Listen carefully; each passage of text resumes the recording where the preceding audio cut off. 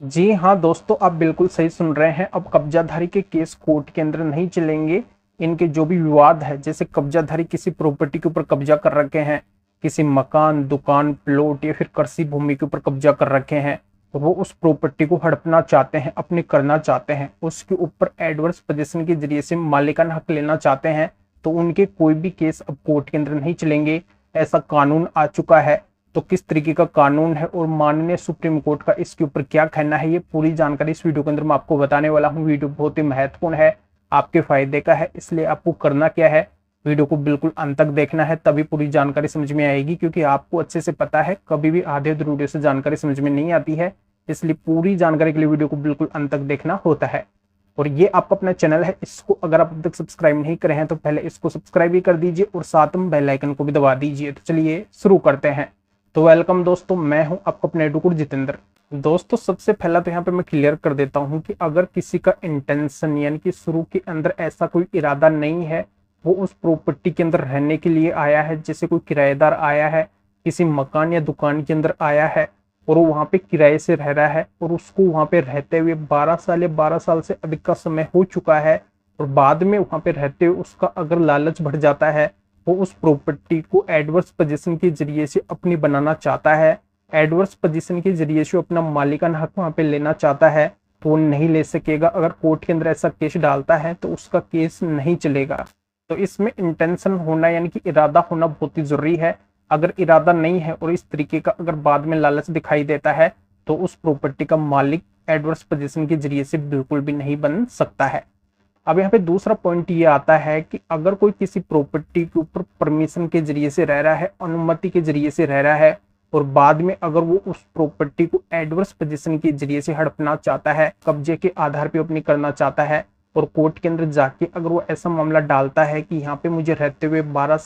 साल से अधिक का समय हो चुका है, ये प्रॉपर्टी मेरी होनी चाहिए, तो बिल्कुल भी उसका ऐसा वाद या फिर केस कोर्ट के अंदर नहीं चलेगा, उसको निरस्त किया जा सकता है। तीसरा पॉइंट ये आता है कि जैसे कोई फैमिली मेंबर है और उसकी फैमिली की अगर कोई प्रॉपर्टी है और उस प्रॉपर्टी के ऊपर अगर वो रह रहा है और 12 साल या 12 साल से अधिक का समय उसको वहां पे रहते हुए हो गया है, और एडवर्स पोजीशन के जरिए से अगर वो वहां पे मालिक बनना चाहता है, तो वो भी मालिक नहीं बन सकेगा। ऐसा भी अगर वो वाद कोर्ट के अंदर डालता है, ऐसा मामला अगर एडवर्स पोजीशन के जरिए से वो कोर्ट के अंदर डालना चाहता है, तो बिल्कुल नहीं डाल सकेगा। अगर डालता है तो उसका वाद खारिज हो जाएगा, उसका मामला खारिज हो जाएगा।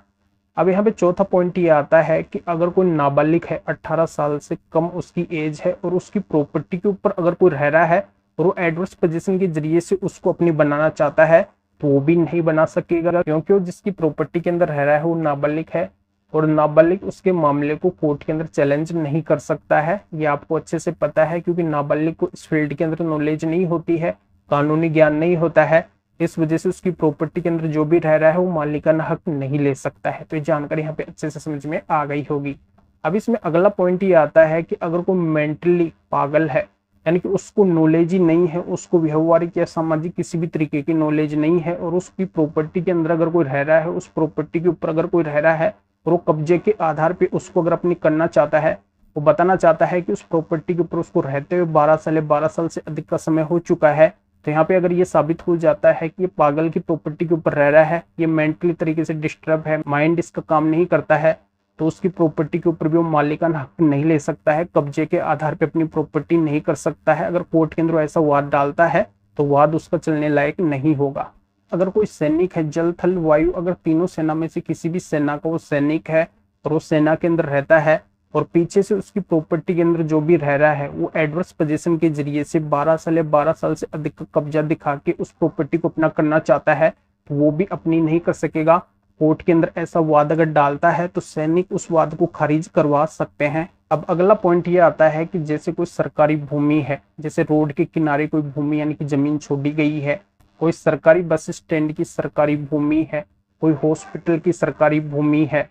कोई गोचर सरकारी भूमि है, या अन्य कोई इस तरीके की महत्वपूर्ण सरकारी भूमि है, तो उसके ऊपर कब्जे के आधार पे अपनी वो नहीं कर सकेगा, एडवर्स पोजीशन के जरिए से वो अपनी नहीं कर सकेगा। उसका वाद अगर वो कोर्ट के अंदर डालता है तो उसका वाद भी निरस्त किया जा सकता है। क्योंकि यहाँ पे आपको अच्छे से पता होगा, अगर कोई प्राइवेट प्रॉपर्टी है और उस प्राइवेट प्रॉपर्टी के ऊपर कोई 12 साल या 12 साल से अधिक से रहता है, तो एडवर्स पोजीशन के जरिए से मालिकाना हक ले सकता है। और दूसरा, अगर कोई गवर्नमेंट की प्रॉपर्टी है यानी कि सरकारी भूमि है, उसके ऊपर 30 साल या 30 साल से अधिक से रहता है, तो एडवर्स पोजीशन के जरिए से उसका भी मालिक बन सकता है। पर ऐसी अवस्था के अंदर चाहे कोई प्राइवेट प्रॉपर्टी हो या फिर सरकारी प्रॉपर्टी हो, तो उसका वो मालिक बिल्कुल भी नहीं बन सकता है। तो ऐसे कब्जाधारी के केस कोर्ट के अंदर चलने लायक नहीं होंगे। वो अगर एडवर्स पोजीशन के जरिए से मालिकाना हक लेना चाहेंगे कोर्ट के माध्यम से, तो नहीं ले सकेंगे। तो इसके ऊपर मैं आपको माननीय सुप्रीम कोर्ट के 3 महत्वपूर्ण जजमेंट बता रहा हूं। इनकी डिटेल इस वीडियो को डिस्क्रिप्शन के अंदर दे रहा हूं। डिस्क्रिप्शन में जाके आप इन मामले के बारे में जान सकते हैं। तो दोस्तों, इस मैटर में या फिर और किसी भी कानूनी मैटर में